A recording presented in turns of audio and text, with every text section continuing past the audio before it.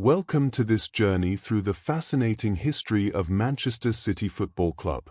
Let's settle in and explore the rich tapestry of one of England's most storied football institutions. Take a deep breath, relax, and let's begin at the very beginning. Our story begins in the year 1880. Manchester City was founded as St. Mark's, taking its name from West Gorton. This humble beginning in a working-class area of Manchester would eventually grow into one of the world's most recognized football clubs. The church connection that started it all reflects the community spirit that would define the club for generations to come. On November 13, 1880, St. Mark's West Gorton played their very first match. They faced a church team from Macclesfield in what would be a memorable debut, though not quite in the way they'd hoped. The final score was 2-1 in favor of Macclesfield. Every great journey has to start somewhere, and this loss was just the first step on a remarkable path. In those early days, finding a permanent home wasn't easy. The club started their journey at Close Street during the 1880-81 season. But this was just the first of many moves. The following season, they shifted to Kirkmanshulme Cricket Ground, beginning a pattern of movement that would continue as the club grew and evolved. The wandering continued as the young club searched for the perfect home. From 1882 to 84, they played at Queen's Road. Then, from 1884 to 87, they moved to Pink Bank Lane. Each move reflected the club's organizational growth, as more supporters came to watch and the team needed better facilities to match their ambitions. In 1884, something special appeared on the pitch. The team wore a black kit that featured a distinctive Maltese cross. This symbol had deep meaning, connected either to St. Mark's Church itself or to local Freemasonry links in the area. It was a mark of identity, showing that even in these early days, the club understood the importance of symbols and tradition. The year 1889 brought tragedy to the local area when an explosion at the Hyde Road mine claimed the lives of 23 miners. In response, Ardwick, as the club was then known, showed the true heart of football's community connection. They raised funds through a floodlit friendly match, bringing people together through sport during a time of mourning and need. By 1892, the club had grown significantly. Ardwick AFC became co-founders of Football League Division 2, joining as charter members. This was a pivotal moment, establishing the club within the formal structure of English football. They were no longer just a local team, they were part of something bigger, part of football history in the making.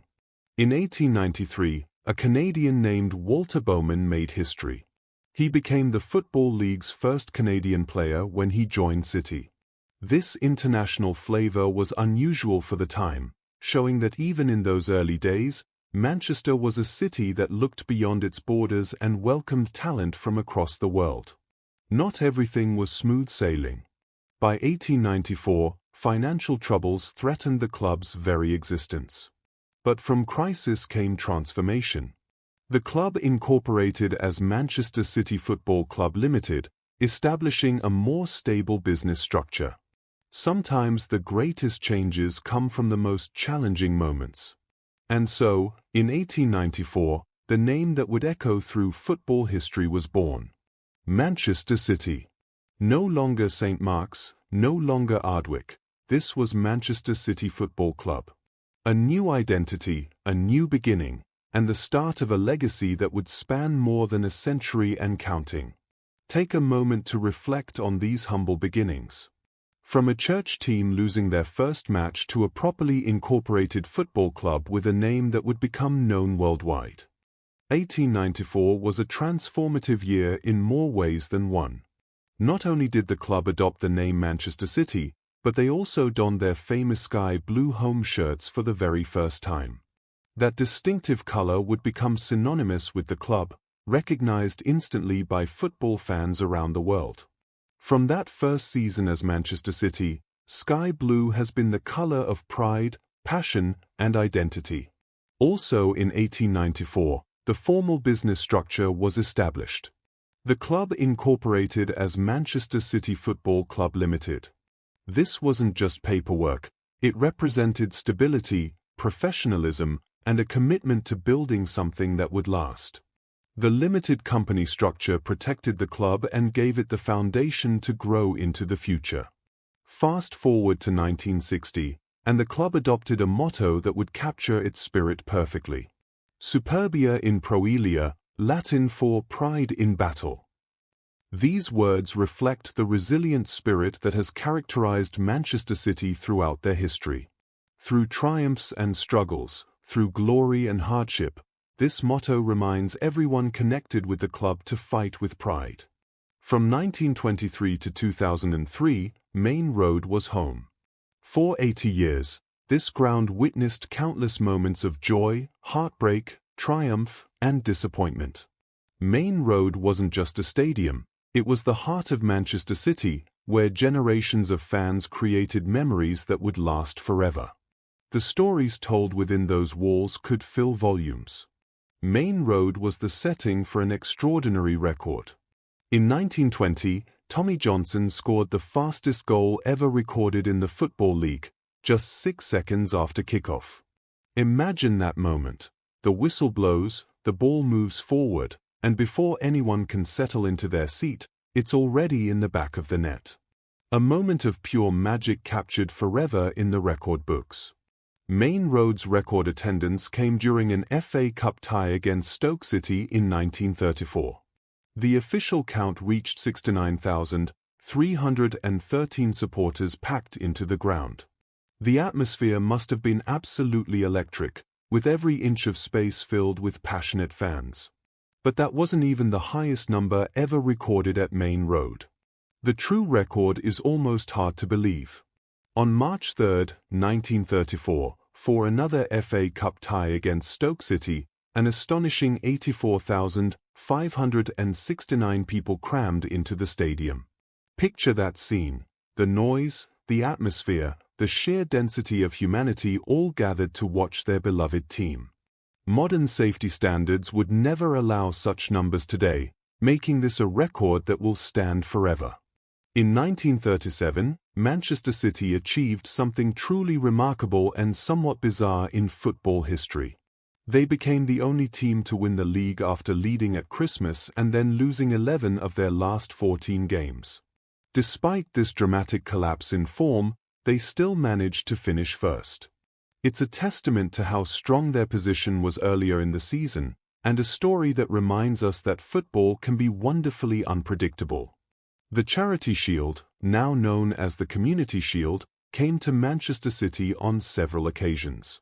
They won it in 1937, 1968, 1972, and 2018. Each victory represented a moment of triumph, a chance to lift silverware and start a season with confidence and glory. From 1965 to 1971, Joe Mercer managed City through one of their most successful periods. Under his guidance, they won the 1968 First Division title and the 1969 FA Cup. Mercer's calm leadership and tactical knowledge brought success back to Maine Road and created a team that fans still remember with great fondness. Let these stories wash over you as you relax. The history of Maine Road, the iconic sky blue, and the pride in battle that defined generations. Working alongside Joe Mercer during those glory years was Malcolm Allison, a revolutionary figure in English football. Allison introduced training methods that were completely ahead of their time. He brought in weight training sessions when other clubs thought such exercises might harm footballers. He dressed the players in silk tracksuits, adding a touch of glamour and professionalism that set City apart. Allison understood that modern football required modern methods, and he wasn't afraid to break with tradition. During that successful 1968 campaign, Mike Summerbee captained the side with distinction. Over his career with City, Summerbee played 445 games and scored 53 goals. He was more than just a player, he was a leader, an inspiration, and a symbol of everything the club represented during that golden era. His commitment and skill helped define a generation of Manchester City football. One match stands out above all others from that period. The 1968 title clincher was a 4-3 away victory at Newcastle United. Imagine the tension, the drama, the sheer emotion of that day. Away from home, needing a result to secure the championship, City delivered when it mattered most. The final whistle brought scenes of jubilation that fans who were there still talk about decades later. In 1979, Manchester City made headlines across the country by setting a British transfer record. They signed Steve Daly from Wolverhampton Wanderers for £1,450,000. It was a statement of ambition, a sign that City were willing to spend big to compete with the very best. Transfer records are made to be broken, but at that moment, City were pushing the boundaries of what English clubs would pay for talent. The spending didn't stop there. City pioneered million-pound-plus deals, signing 3 players for over £1 million each within just 2 years after 1979. This was revolutionary at the time, showing that the club had both the ambition and the resources to compete at the highest level. They were investing in success, building a squad capable of challenging for honours.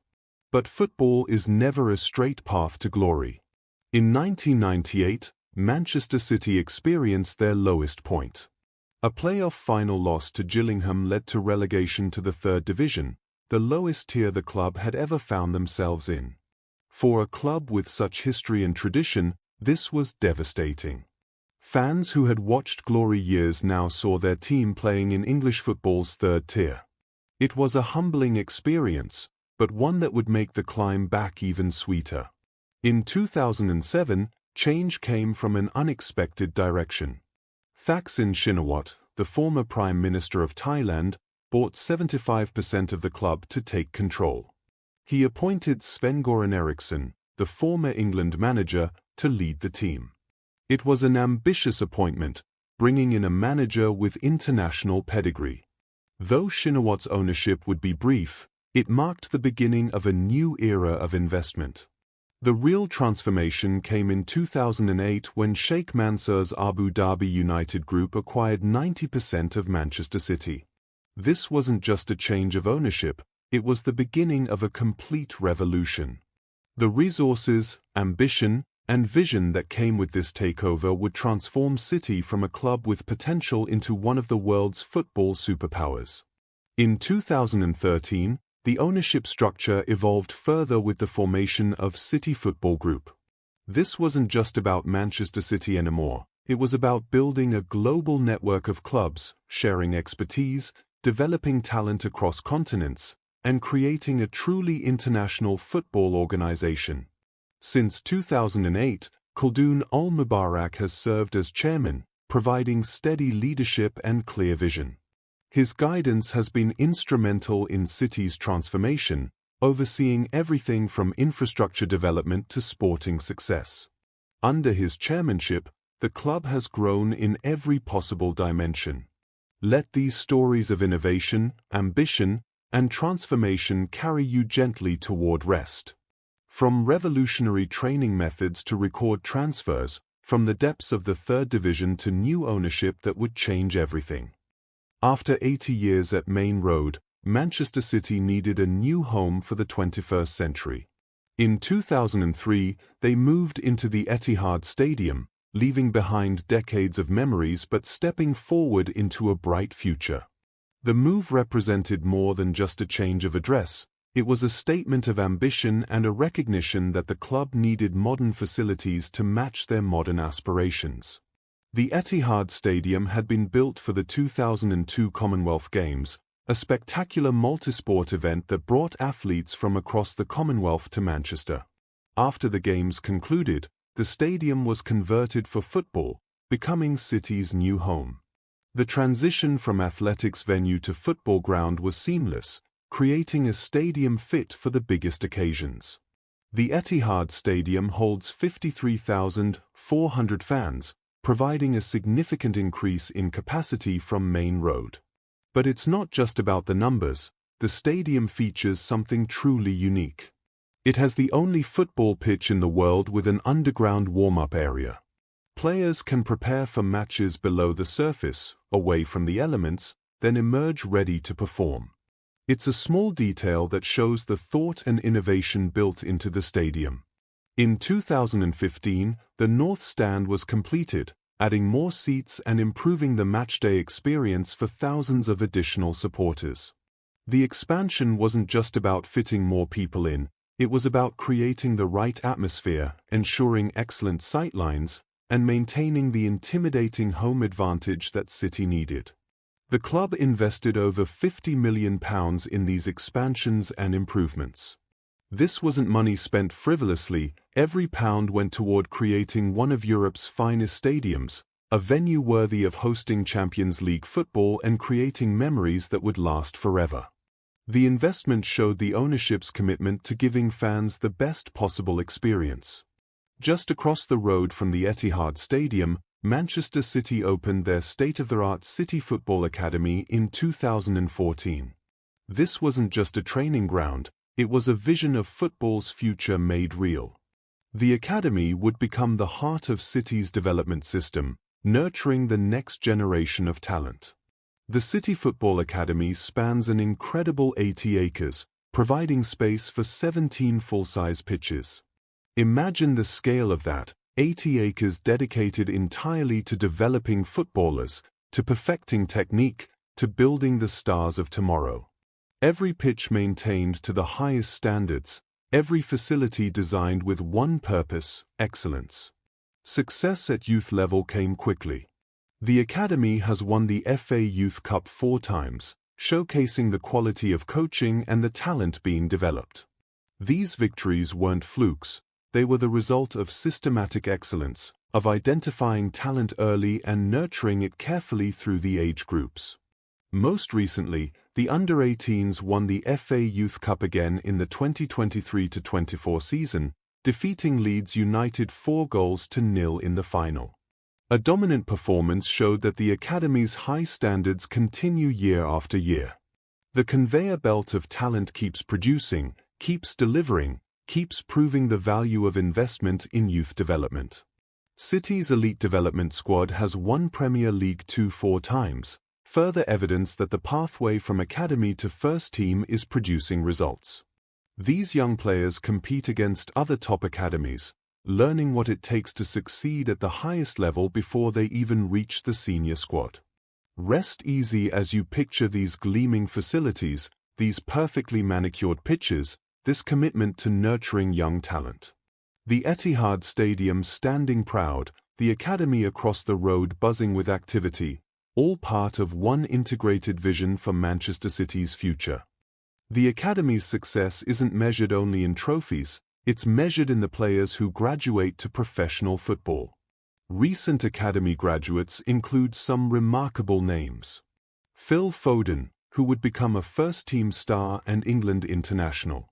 Cole Palmer, who developed through City's system before moving on. Jadon Sancho, who learned his craft at City before finding success in Germany and beyond. Kieran Trippier, who went on to represent England at World Cups. And Kasper Schmeichel, son of the legendary Peter, who carved out his own successful career. Each name represents hours of coaching, years of development, and proof that the academy works. The scale of youth football at Manchester City is breathtaking. In the 2024-25 season, City Academy teams played more than 600 matches. 600 opportunities for young players to learn, to compete, to grow. 600 matches where coaches could assess talent, where youngsters could show what they'd learned, where the next generation prepared for their chance.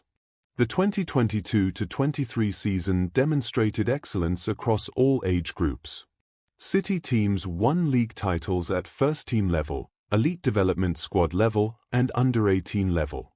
Imagine that, dominance from top to bottom, success running through every age group, a winning culture embedded throughout the entire club structure.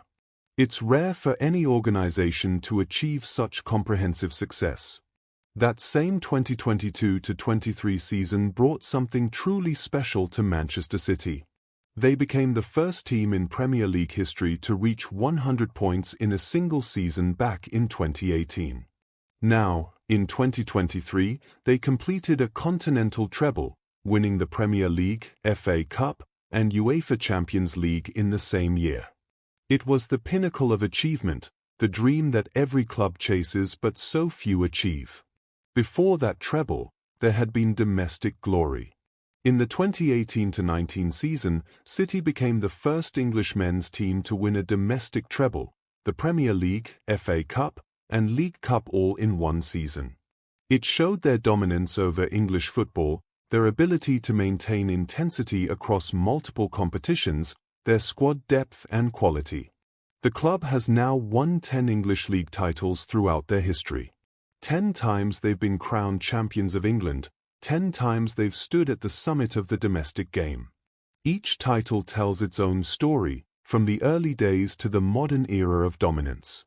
The journey to European glory was long but ultimately triumphant.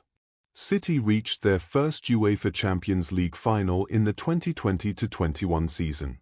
After years of trying, years of coming close, they finally made it to the biggest match in club football. Though they didn't win that day, the experience would prove invaluable.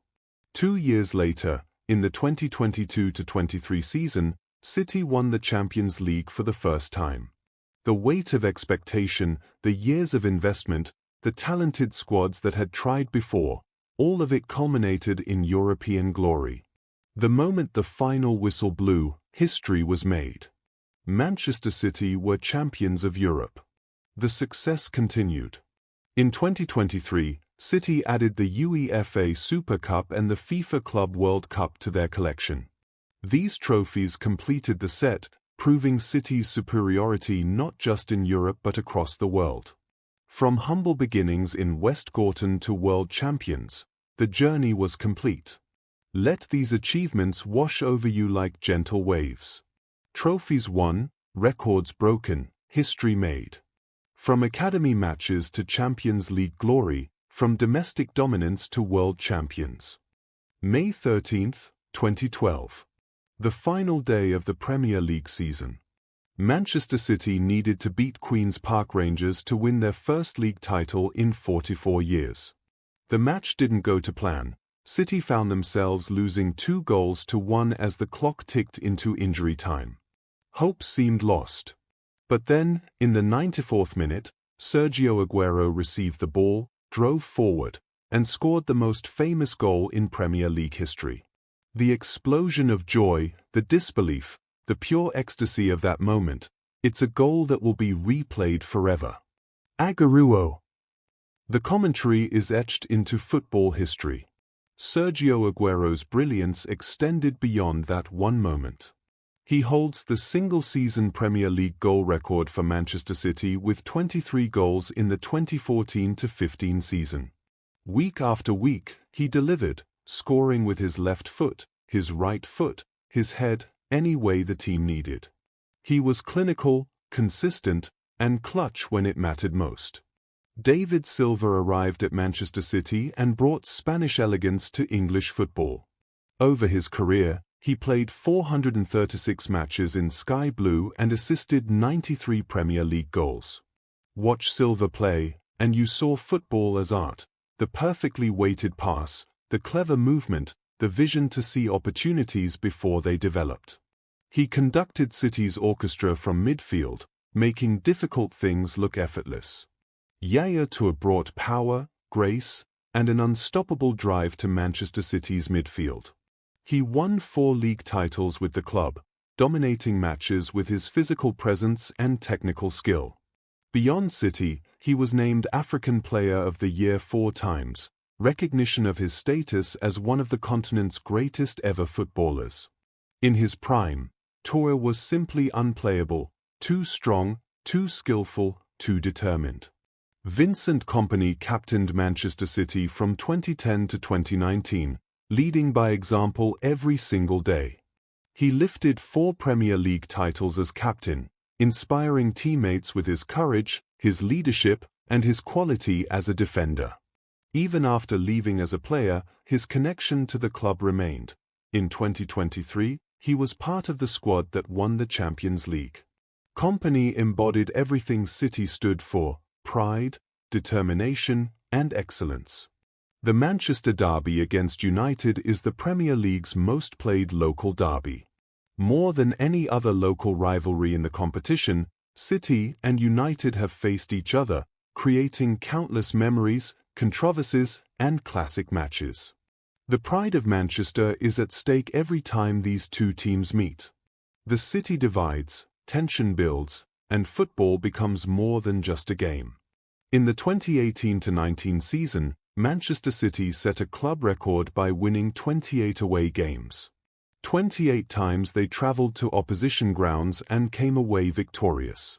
It showed their quality, their consistency, and their ability to perform anywhere. Home advantage meant nothing when City came to town.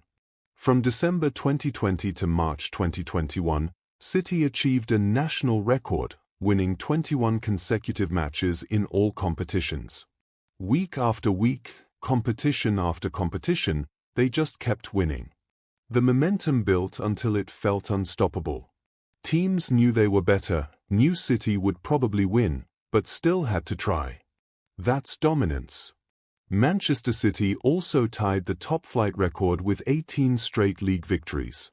18 matches where they found a way to win, where quality told, where consistency proved unbeatable. Records are made to be broken, but this one shows just how good City became at their peak. The club holds the Premier League record for the longest unbeaten home run at 52 matches. 52 times teams came to the Etihad Stadium, and 52 times they failed to win. Home became a fortress, an intimidating venue where visitors knew they faced an almost impossible task. Let these legendary moments and players drift through your mind. Goals that decided titles, players who became immortal, records that may never be broken. Back in 1895, Manchester City recorded their largest ever league victory. They thrashed Lincoln City 11-3. Imagine the scoreboard ticking over again and again, 11 goals in one match. Even conceding 3 didn't matter when your team scores 11. It was a different era of football, when high-scoring matches were more common, but even by those standards, 11 goals was extraordinary. In European competition, City's record victory came against Schalke 04. They won 7-0, a comprehensive demolition that showed their quality on the continental stage. 7 different attacks, 7 times the ball hit the net, 7 moments of celebration. For the travelling fans, it was a night to remember forever. For Schalke, a night to forget. To build a team capable of such dominance requires investment in world-class talent. In 2021, Jack Grealish joined Manchester City from Aston Villa for a British record £100 million. The most expensive transfer in British football history brought one of England's most exciting talents to the Etihad.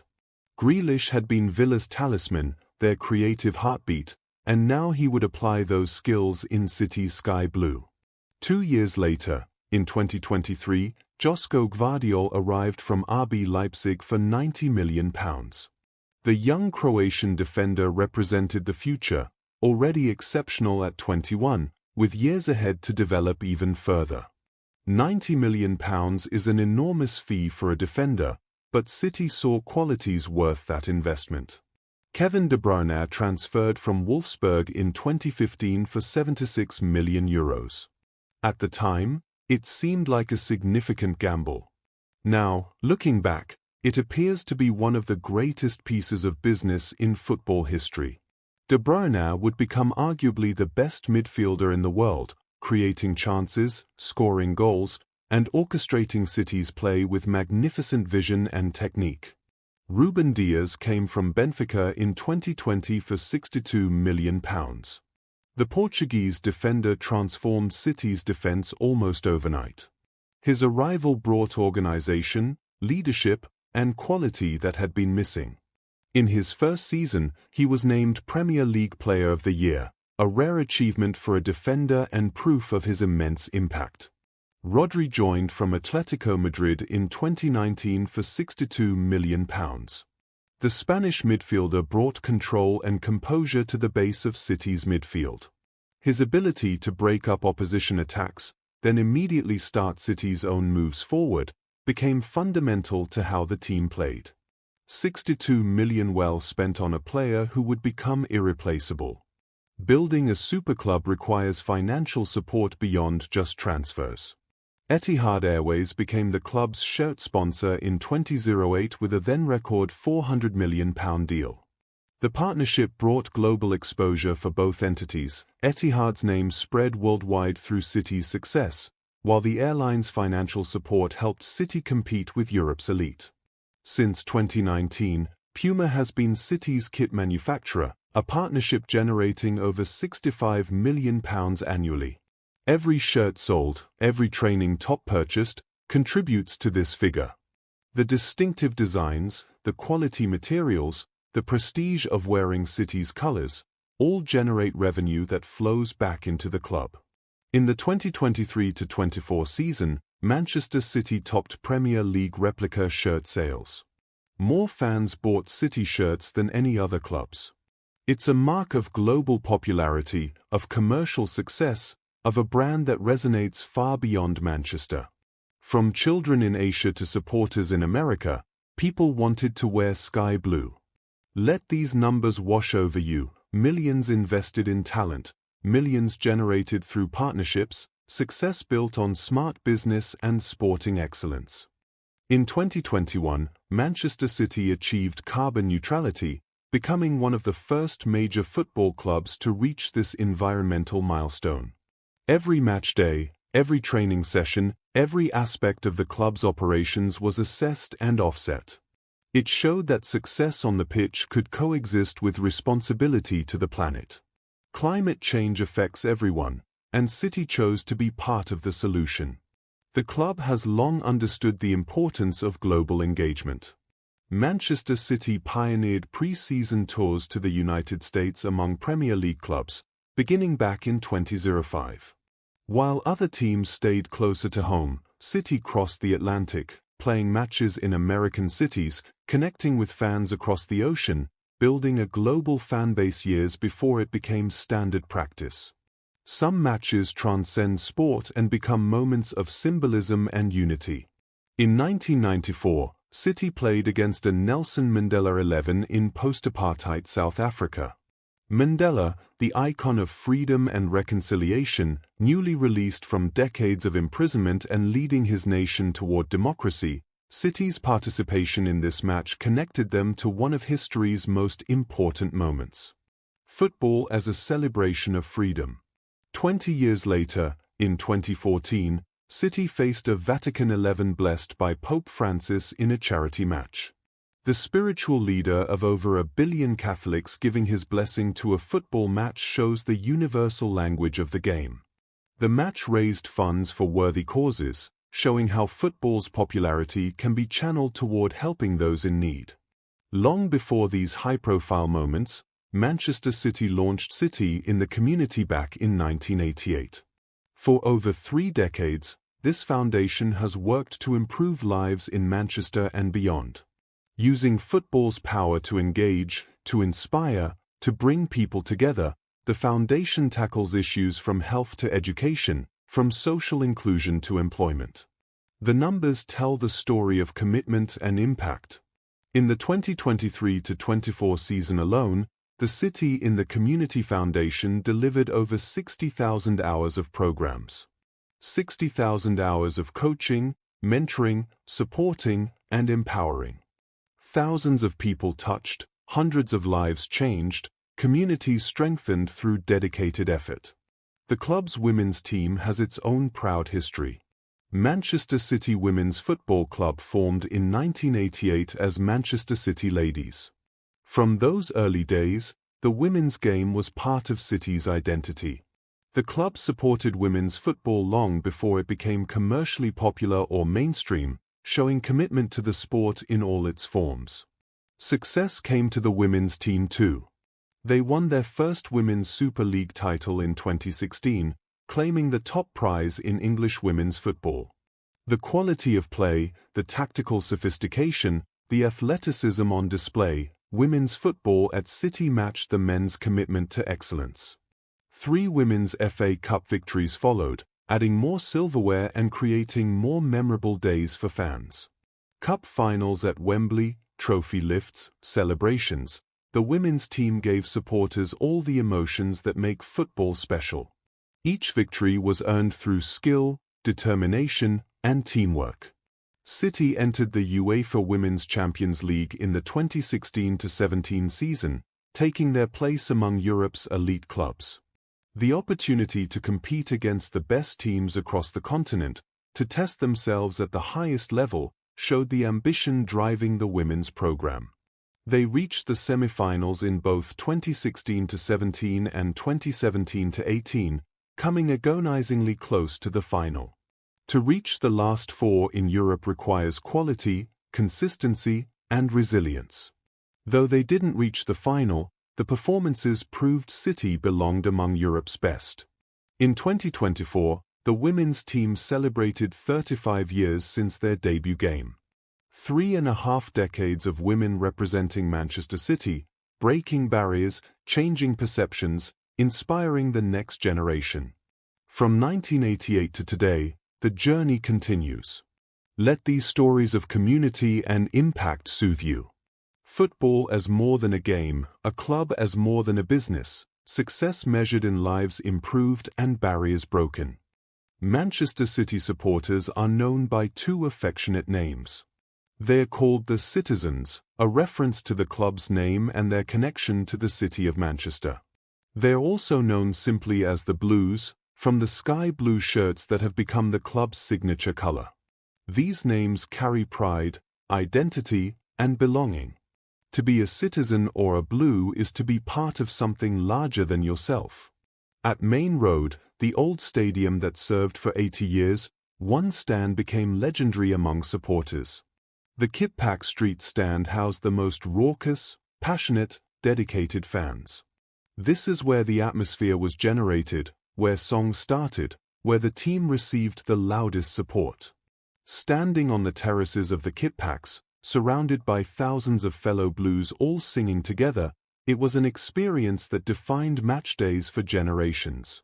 The stand closed in 1994, but its spirit lives on in supporters' memories. The club's visual identity has evolved over the years. From 1997 to 2016, City used an eagle crest. The eagle symbolized flight and ambition, representing the club's desire to soar above the competition. Wings spread wide, the eagle looked powerful and majestic, a fitting symbol for a club with grand ambitions. Though the badge has since changed again, the eagle era marked an important period in City's modern history. After the 2008 takeover by Sheikh Mansour, a new nickname emerged for Manchester City. They became known as the Noisy Neighbours, initially used by rivals to suggest City were upstarts making too much noise. But City and their fans embraced it proudly. Yes, they were making noise. Yes, they were disrupting the established order. Yes, they were demanding to be heard. Being noisy neighbors meant being impossible to ignore, and City liked that just fine. Behind the scenes, innovation continued in ways fans might never see but that made real differences. The club pioneered cryotherapy chambers at the Etihad campus in 2014. Players could step into chambers cooled to extreme temperatures, helping recovery, reducing inflammation, managing fatigue across long seasons. While fans saw the matches, these technologies worked invisibly to keep players healthy and performing at their peak. Even earlier, in 2010, club doctors developed a GPS vest system. Players wore these vests during training and matches, tracking their movement, their intensity, their physical output. Coaches could analyze the data, understanding exactly how hard each player worked, identifying potential injury risks before they became problems. Sports science and technology combining to give City every possible advantage. In the dugout, leadership continued to evolve. Pep Guardiola, widely regarded as one of football's greatest ever managers, extended his contract through 2027. His continuation meant stability, continuity of philosophy, ongoing success. Guardiola's teams play a distinctive style, possession-based, technically excellent, tactically sophisticated. With him committed for years to come, City's future looked secure. Working alongside Guardiola, assistant Juanma Lillo introduced Spain's positional play philosophy to the coaching setup. Lillo brought decades of tactical knowledge, helping refine City's approach, teaching players the intricate patterns of movement that make Guardiola's style work. The combination of these coaching minds created something special, a team that didn't just win, but won beautifully. These elements, the passionate supporters, the symbolic badges, the technological innovation, the tactical brilliance, all combined to make Manchester City what it is today. A club with deep roots in Manchester soil, branches spreading across the world, and ambitions that reach toward the sky. Let these images drift through your mind. The kit packs in full voice, the eagles soaring on the badge, players recovering in cryotherapy chambers, Guardiola plotting on the touchline. All parts of one beautiful whole. Rest peacefully with these visions, and our journey through Manchester City's history is now complete.